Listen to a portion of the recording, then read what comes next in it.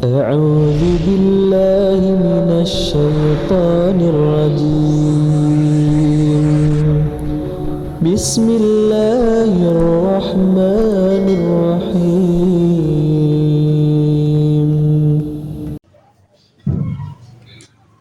السلام عليكم ورحمة الله وبركاته.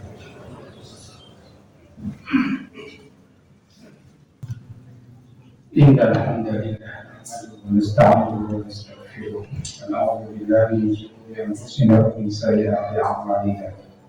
من يهد الله فهو المهتدي ومن يضلل فلن تجد له وليا مرشدا.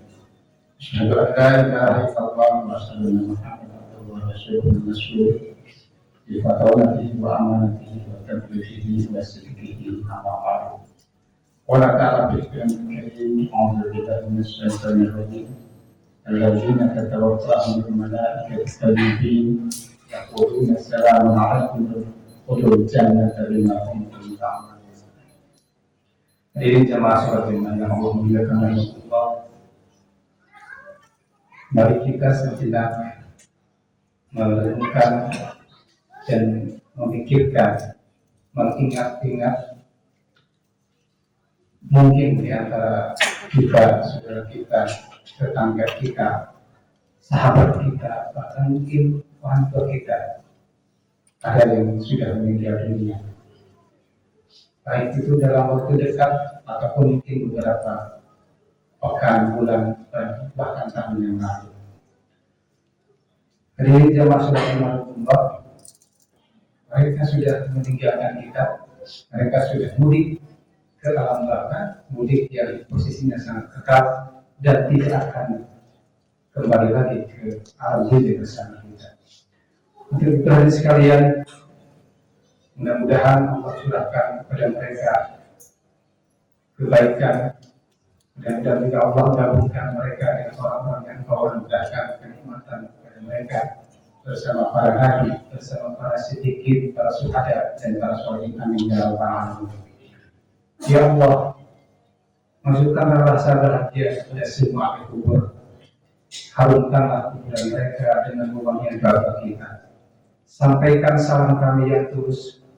Assalamualaikum ya hadirin muslimin wal mukminin. Wa inna insyaallah alaikum nasallallahu alaihi wa sallam. Salam bagi kalian wahai ahli kubur. Kalian sudah mendahului kami dan kami pun insyaallah akan menyusul kalian. Inna lillahi wa inna ilaihi raji'un. Sesungguhnya kita semua punya Allah dan Allah Subhanahu wa taala. Hadirin sedang sholat Jumat yang memuliakan, dalam surat Al-Ghasyiyah hari ini diceritakan keadaan manusia ketika kembali kepada Tuhan yang Maha Esa. Di sana dijelaskan inna ilaina iyabahum summa inna alaina hisabahum. Kepada kamilah mereka akan kembali dan kamilah yang akan memeriksa sekaligus juga menghisab diri mereka.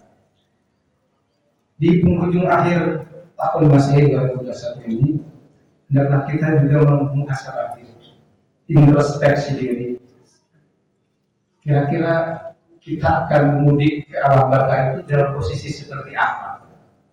Adakah amal yang kira-kira bisa memberikan rasa percaya diri kita sehingga saat kita kembali kepadanya kita dalam posisi percaya diri, dalam posisi juga baik, karena mungkin urusan kematian itu sekalian tidak mengenal usia, tidak mengenal sakit dan juga tidak mengenal sembuh.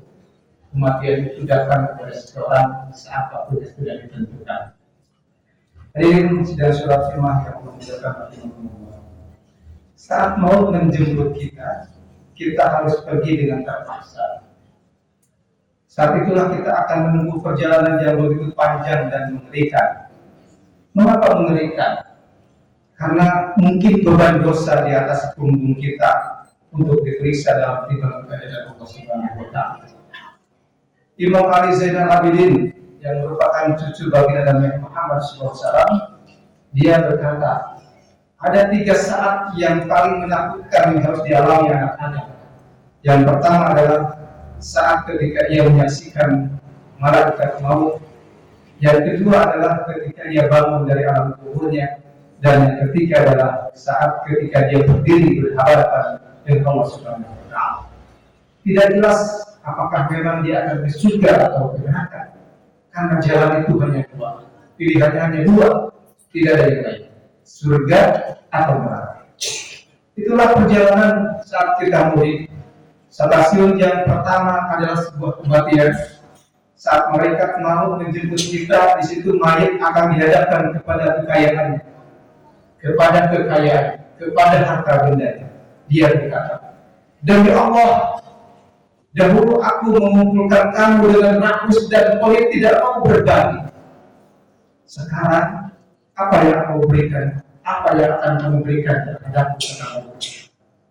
Hartanya menjawab, khudh minni kafanan, ambillah dariku kain kafanmu. Kemudian setelah itu, mayit itu akan dipertemukan juga dengan seluruh keluarga. Mayit itu memandang kepada mereka, kemudian dia berkata, demi Allah, dahulu aku sangat mencintai kalian dan sangat menyayangi kalian, dan aku memelihara kalian dengan susah payah. Apa yang kira-kira yang akan kamu berikan kepadaku? Kata mereka. Mereka menjawab, kami hanya akan mengantarkan jenazahmu dan kami akan membunuh. Setelah itu, kemudian dia melirik kepada amalnya dan dia berkata, demi Allah, dahulu aku membencimu, aku melihat kamu sebagai beban dan berat. Apa yang kamu berikan kepadaku hari ini? Amal itu akan berkata, aku akan menjadi sahabatmu dalam kuburmu pada hari kamu dihimpunkan dan sampai pada waktu kita bersama berhadapan dengan Tuhan Allah. Bila orang yang mati itu adalah sebagai pecinta Allah, sebagai hamba Allah, dia akan datang menjemputnya seseorang yang paling harum baunya, paling indah wajahnya, paling bagus wajahnya, dan paling bagus pakaiannya. Dia membawa kabar gembira tentang surga di ujung perjalanan. Ketika dia ditanya, siapakah dia? Penjemput itu akan berkata, aku adalah amal baik. Aku adalah amal soleh. Dan bila yang mati itu adalah musuh Tuhan, bila yang mati itu adalah pendurhaka, kemudian akan datang menjemput seseorang yang paling jelek penampilannya, yang paling busuk baunya. Dia membawa kabar yang menakutkan tentang neraka di akhir perjalanan. Siapakah kamu? Saya menyebut penjemput itu akan berkata, aku adalah amal jelekmu, aku adalah amal dosa. Allah Subhanahu wa Ta'ala menjelaskan kepada kita ada dua macam kematian. Yang pertama adalah kematian mukmin yang saleh. Di sana dijelaskan dalam surah An-Nahl yang tadi dibacakan, alladzina tatawaffahumul malaikatu tayyibin yaquluna assalamu alaikum udkhulul jannata bima kuntum ta'malun. Orang-orang yang diwafatkan malaikat dalam keadaan baik, para malaikat berkata, sejahteralah bagi kalian, masuklah ke dalam surga dengan apa-apa yang sudah kalian amalkan ketika di dunia. Allah Subhanahu wa Ta'ala juga akan menyapanya dengan mesra, hai jiwa-jiwa yang tentram, kembalilah kepada karuniamu dengan penuh keridhaan yang diridhoi, dan masuklah kepada kelompok hamba-hambaku, masuklah ke surga. Ya ayyuhan nafsul mutmainnah, irji'i ila rabbiki radiyatan mardiyah, fadkhuli fi ibadi wadkhuli jannati. Begitu kata Allah Subhanahu wa Ta'ala dalam surah Al-Fajr ayat 27 sampai 30. Yang kedua sekalian tentang kematian. Kematian itu kematian tadi kepada orang-orang yang soleh, dan yang kedua adalah kematian orang yang durhaka. Ini juga bisa simaklah pertanyaan Tuhan. Bagaimana keadaan mereka ketika malaikat mau mematikan mereka? Mereka meremuk redamkan muka mereka dengan punggung mereka. Yang demikian itu adalah karena mereka mengikuti apa yang dimurkai Allah Subhanahu wa Ta'ala, dan Allah membenci. Lalu Allah hapuskan semua amal-amalnya. Ini surat Muhammad ayat 28, surat 7-8. Kemudian juga ada hal ayat 28-9 mengatakan, orang-orang yang dimatikan malaikat dalam keadaan berbuat dosa, menzalimi diri sendiri, mereka merebahkan diri, merenyah seraya berkata, kami tidak melakukan perbuatan jahat. Mereka berkata, justru kamu melakukannya. Sungguh Allah Maha mengetahui apa yang kamu kerjakan. Maka masuklah ke pintu-pintu neraka jahanam, kekal di dalamnya. Sungguh sangat buruk tempat orang-orang yang menyombongkan diri. Kita tidak tahu sekalian pada kematian yang mana kita nanti akan berada. Apakah kita mati dalam keadaan pelukan kasih sayang Allah Subhanahu wa Ta'ala, atau dalam deraan malaikat maut dan kemurkaan Tuhan? Kita juga tidak tahu apakah kita akan bangkit dari kubur kita dengan wajah-wajah ketakutan atau wajah-wajah yang berseri-seri penuh kegembiraan. Yang kita ketahui dengan pasti ialah bahwa kita akan masuk di salah satu dari keduanya. Ali bin Abi Thalib berkata, "Bisa arja lil ma'ad azul ala kibar." Bekal yang paling buruk untuk hari kiamat adalah berbuat zalim terhadap manusia. Tahukah Anda apa bekal yang paling baik, yang paling hebat buat kiamat nanti? Pada suatu hari Rasulullah SAW melewati perkuburan, kemudian beliau menyapa penghuni kubur. Hai ahli kubur, tahukah kalian apa yang terjadi sepeninggal kamu ketika di dunia?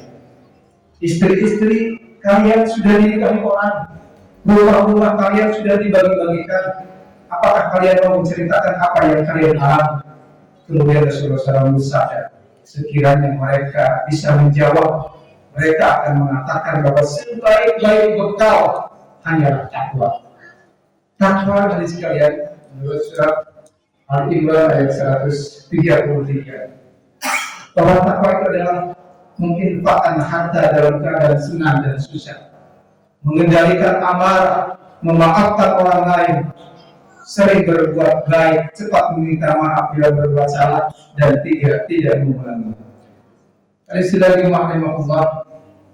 Kemudian juga di surat yang lain juga mengatakan bahwa takwa itu adalah mengisi sebagian besar malam untuk bermunajat kepada Tuhan, memohon ampunan dari waktu sahur, dan memberikan harta kepada orang miskin dan orang-orang yang berkekurangan. Secara singkat hadis sekalian, bekal terbaik untuk hari ini kita adalah beribadah untuk memperoleh ridha Allah Subhanahu wa Ta'ala dan beramal soleh untuk membahagiakan hamba-hamba Allah. Wa fi dzalika falyatanafasil mutanafisun. Untuk yang berpikir inilah hendaklah orang-orang yang berlomba-lomba untuk melakukan kebaikan.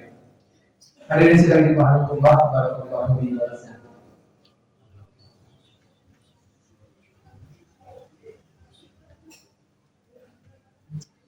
Alhamdulillahirabbil alamin wa aqibatu muttaqin.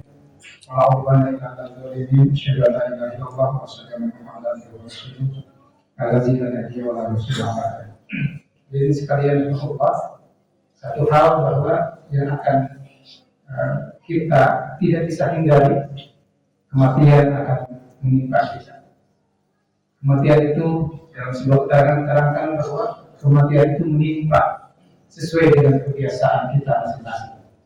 Kalau kita biasa melaksanakan kebaikan, maka kematian itu akan menimpa saat kita melakukan kebaikan.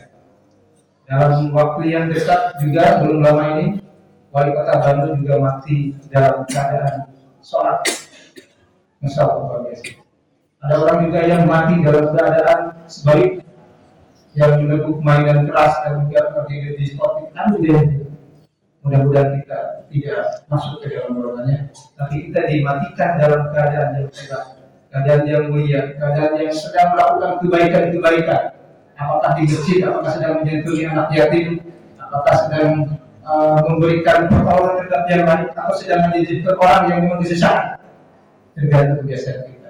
Kebiasaan kita adalah menentukan kematian. Yang paling mungkin kita catat adalah yaitu khutbah ini, lakukanlah kebaikan-kebaikan.